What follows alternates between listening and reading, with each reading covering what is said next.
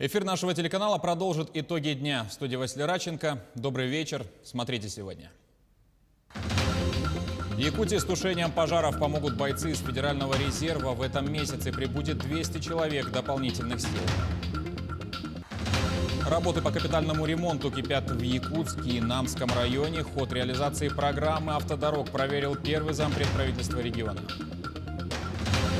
Приведут в порядок и сквер в Нерюнгри. Правда, для этого подрядчику пришлось сделать нагоняй. Власти остались недовольны первым вариантом работ.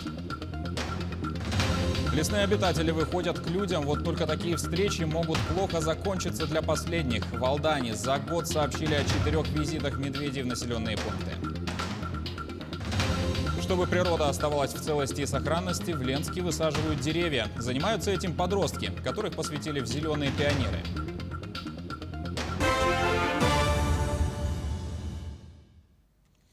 «200 человек из Федерального резерва планируют дополнительно привлечь к тушению лесов в Якутии. По информации Рослесхоза, к переброске в республику 14-15 июня готовы 100 работников из Тюмени.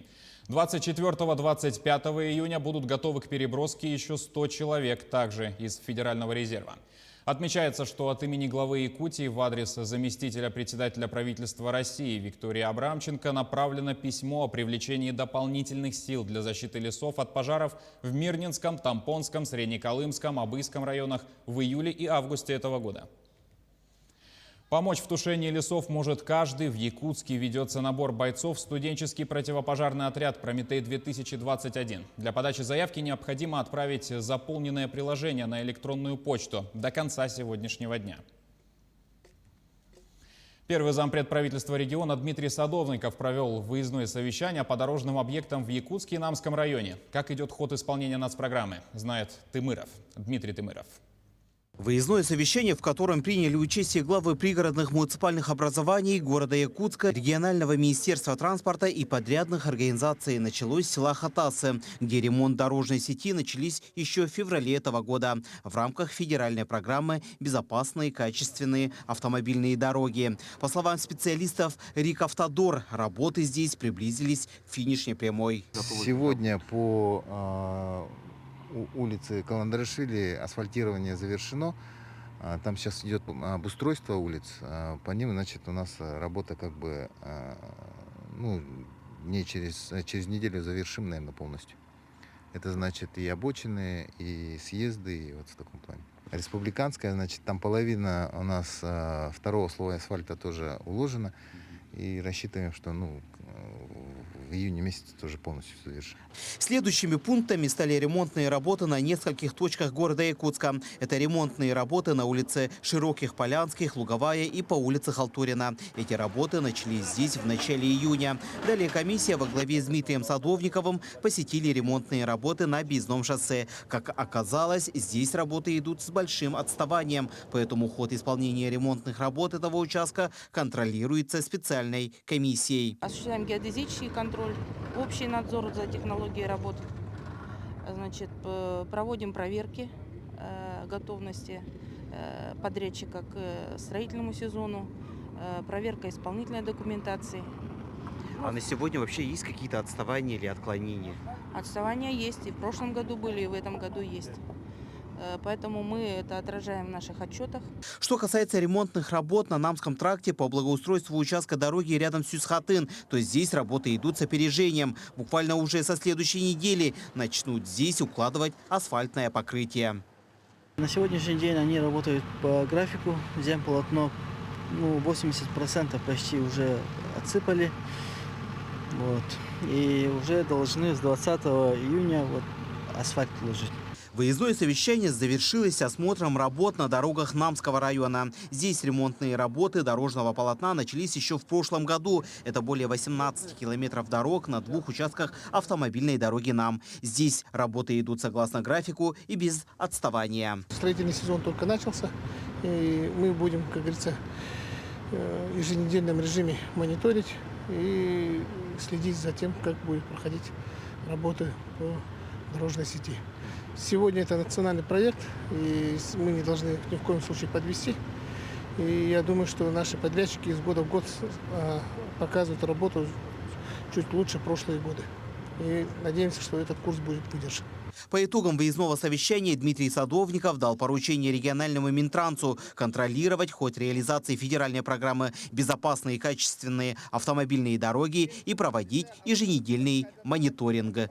Дмитрий Тымыров, Джулсан Иннокентьев, Якутск, Намцы. Оперативный штаб говорит о напряженной ситуации с COVID-19 в нашем регионе. Еще 99 человек заболели коронавирусом за минувшие сутки. Из них 59 в Якутске, 7 заражений в Мегино-Кангаласском районе, 6 в Вилюйском, по 5 в Амгинском и Усть-Алданском. Еще в 8 районах заболели от 1 до 3 человек. За сутки лаборатории республики провели почти 3000 исследований на ковид. Несмотря на то, что в наших районах выявляется небольшое количество случаев новой коронавирусной инфекции, тем не менее необходимо сегодня акцентировать внимание все-таки на наши северные улусы, да, где хорошо идет вакцинация. Но на настоящий момент в Якутскую республиканскую клиническую больницу у нас поступила беременная. И еще раз обращаю внимание беременных, что очень важно, чтобы члены семьи ваши сохраняли, непосредственно сохраняли вас, для этого вакцинировались. Беременная из Северного Улуса, и на настоящий момент, конечно же, она получает соответствующее лечение в больницах республиканского характера. На настоящий момент увеличилась нагрузка на санитарную авиацию в республике. Количество вызовов по различным случаям, которые относятся к категории именно сложных, к категории тех, которые должны выполняться санитарной авиацией, увеличилось. В связи с чем еще раз призываем вас на необходимость соблюдения санитарно-эпидемиологических норм, независимо от того, в каком бы районе республики, улусе вы ни жили, и какое количество случаев не выявлялось бы на вашей территории. Диспансеризация для граждан, переболевших коронавирусом, начнется в России с 1 июля. Об этом сообщил министр здравоохранения Михаил Мурашко. Обследования будут проводиться по специальной углубленной программе. Направлены они на выявление постковидного синдрома и других неблагоприятных последствий для организма, которые могла вызвать инфекция. Пройти обследование смогут все граждане от 18 лет и старше, если диагноз COVID-19 им поставил врач, но не ранее 2-го месяца после выздоровления. В первый месяц лета нередки случаи выходов медведей из тайги. В поисках пищи они забредают в населенные пункты, не страшась голосов людей и шума машин. В Алданском районе также имеет место случаи выхода зверей к населенным пунктам. В этом году было уже 4 сообщения о приближении косолапых к территориям недропользователей. По 3 из обращений Министерства экологии было принято решение о регулировании численности медведей. Особенно агрессивны хищники в период гона. Также опасно столкнуться с медведицей, у которых есть дети. Защищая потомство, они вполне способны напасть на человека. Встреча с хозяином тайги может оказаться фатальной. Отправляясь в лес, необходимо помнить о собственной безопасности. Вот увидел, заорал и побежал, короче, так нельзя делать. Это вот в ответ же можно агрессию вызвать. Но так потихоньку, короче, ну там, как говорят, это вот не отводя глаз, короче, даже задним ходом. Желательно с собой иметь фальшфайер или это вот перцовый газовый баллончик.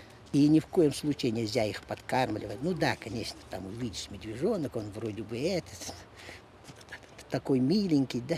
Но вот его ты сейчас подкормишь, следующий год он сам придет. Приведут в порядок сквер в Нерюнгре. Правда, руководство города и управление архитектуры при главе Якутии потребовали от подрядчика исправить недочеты, допущенные организацией при строительстве. Сквер не был доделан до конца, а некоторые конструкции пришли в негодность спустя несколько месяцев зимы. Тамара Игнатьева продолжит. Напомним, что сквер появился здесь в прошлом году по программе формирования комфортной городской среды. Строительством сквера занимался подрядчик в лице ООО «ТИТ». Работа в минувшем году им не была доделана. Более того, уже в этом году стали очевидны недостатки уже выполненных работ. Сам подрядчик это объясняет тем, что в ходе строительства заказчик несколько раз вносил изменения в проекте. Из-за этого работы были начаты позже и велись до глубокой осени. В августе только вот начали работать. Август-сентябрь. Так и уже время уже было потеряно, не успели. И уже здесь же сами знаете, погода какая. в сентябре уже снег. Мы признаем, что качество в некоторых местах очень плохое. Сейчас будем все это восстанавливать, конечно, демонтаж и уже заново. Подрядчик пообещал администрации города до 1 июля устранить выявленные недостатки по опорам освещения водоотводным лоткам, а также переделать дорожки с деревянным и резиновым настилом. Отметим, что общая площадь сквера составляет более 7 тысяч квадратных метров. Еще будут устанавливаться детские игровые комплексы, так называют перголы, навесы, цветники. В данное время, вчера приехали подрядчики, мы надеемся, что завтра они начнут работы. Дня через 2, обещают понедельник, вторник, что привезут уже с Якутска сами игровые детские комплексы для дальнейшей установки. Тем не менее, сквер возле второй школы уже стал любимым местом для детворы и жителей близлежащих домов. Мы очень рады, что нам сделали здесь сквер. Очень хорошо, но не доделали. Надо доделать, и будет красиво. И не убираются. Поначалу начали, что-то урны чистили, а школьники здесь поубирались, а сейчас видите, снова какая грязь.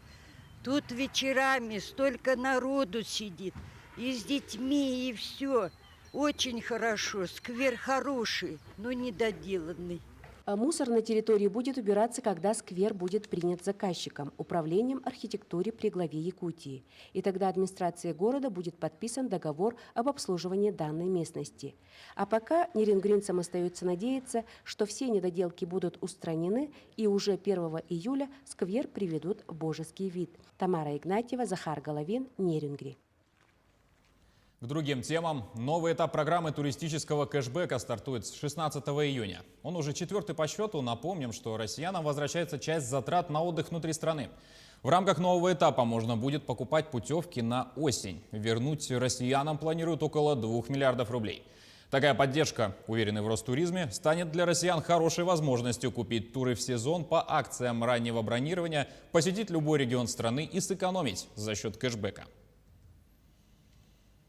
Семьи с детьми, путешествующие по России, смогут покупать билеты на поезда дальнего следования по льготным тарифам. Разницу между обычной ценой и ценой со скидкой перевозчикам возместит государство.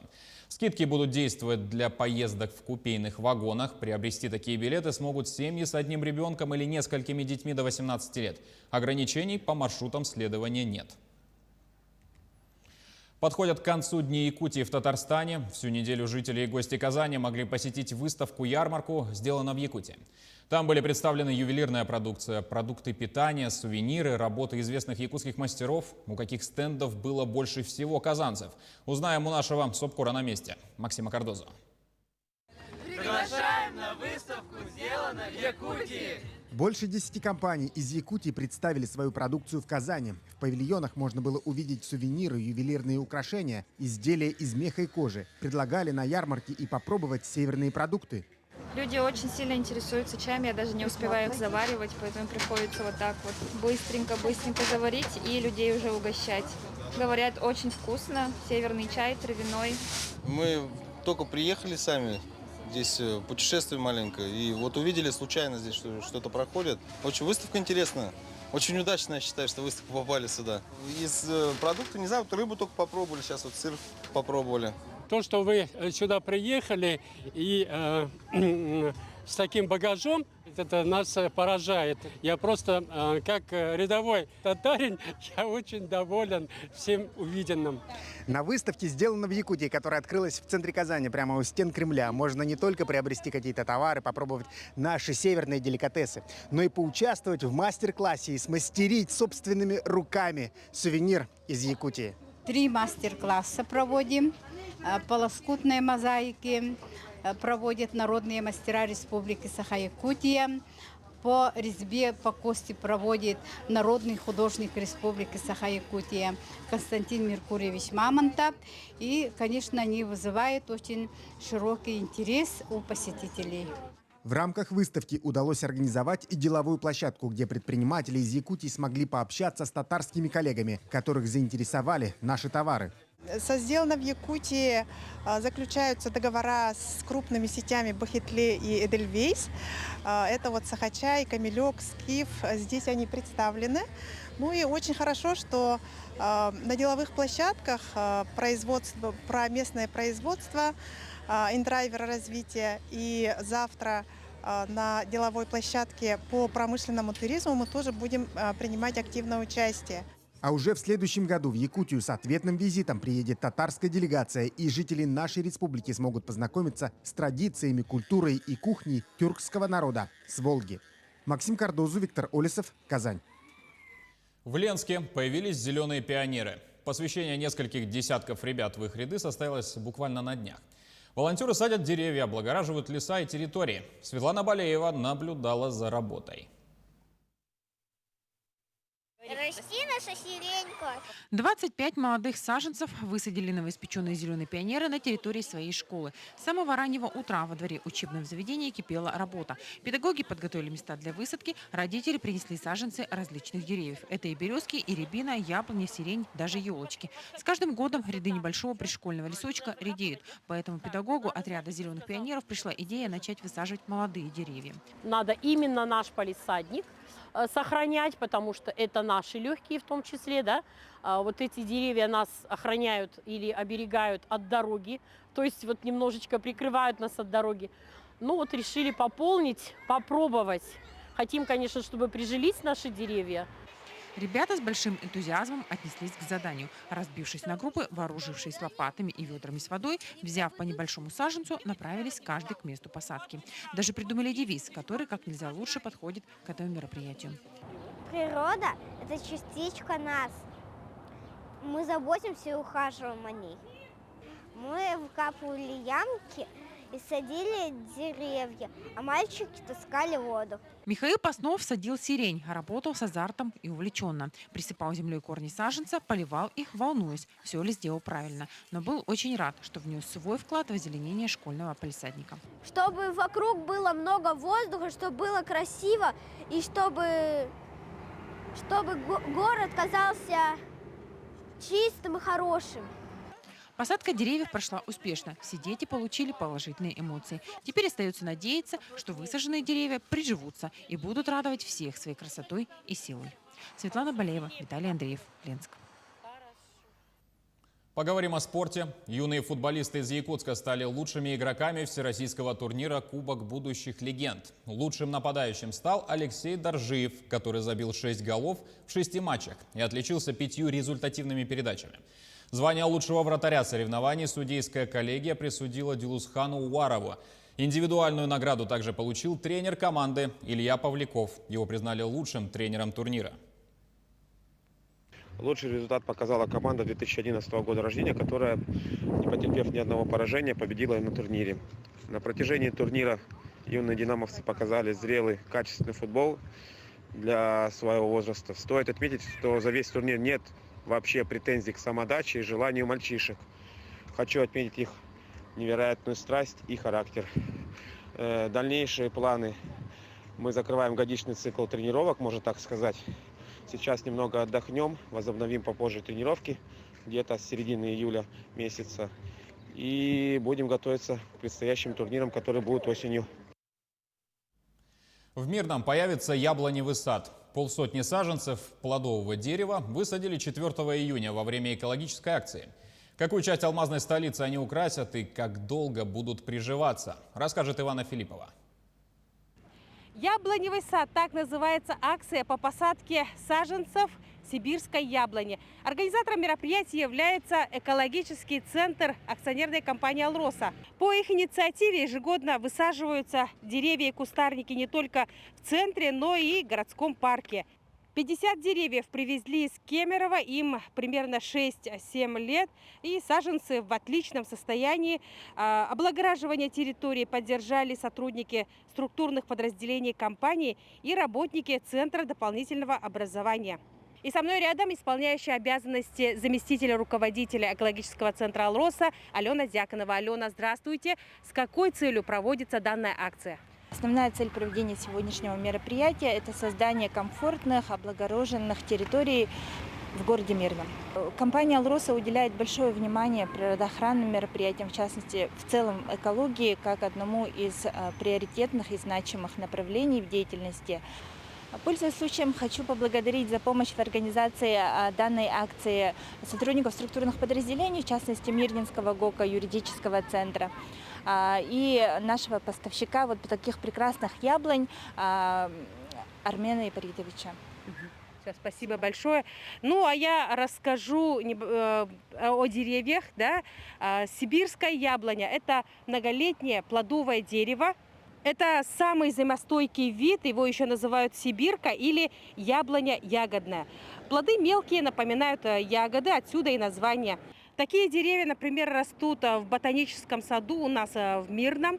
Деревья достигают примерно 5-10 метров высотой, цветки белые, плоды круглые, и они достигают где-то сантиметр в диаметре. Яблоня обычно цветет и плодоносит на 5-й год, и сейчас самое главное, чтобы деревья прижились. И как нам объяснили сотрудники экологического центра, саженцы будут регулярно поливать и ухаживать, и этим займется цветочный салон «Кристина». Если все получится, то через несколько лет здесь, в храмовом сквере, будут цвести яблони. На этом хорошие и добрые новости не заканчиваются. Новорожденного детеныша косули спасли на островах близ Якутска. Контактный зоопарк «Зоополис» в своем инстаграм-аккаунте сообщил о появлении нового питомца. Это новорожденный малыш с еще не отпавшей пуповиной. Был найден на острове. Ребята издалека наблюдали за ним весь день, а на ночь приняли решение привезти в город. Отмечается, что велись поиски его матери, однако они не увенчались успехом. Поначалу детеныш был слаб, но после осмотра ветеринаров и капельницы ожил. У него появился аппетит. Зверя назвали Кайсо, пока он будет содержаться в зоополисе. Позже его планируют передать в зоопарк Артадайду. Подсветку в честь Дня России включат на телебашне Якутска завтра, 12 июня. Праздничное освещение зажгут в честь Дня России в 23:00 по местному времени. Напомним, что архитектурно-художественная подсветка якутской телебашни впервые была торжественно запущена 15 марта 2018 года к 55-летию якутского телевидения. Она разбита по высоте на 7 зон, на которых размещены 134 RGB-прожектора. В прозрачном освещении предстанут также телебашни и других городов страны. На этом программа подошла к концу. Спасибо, что все это время оставались с нами. Всего вам доброго и до свидания.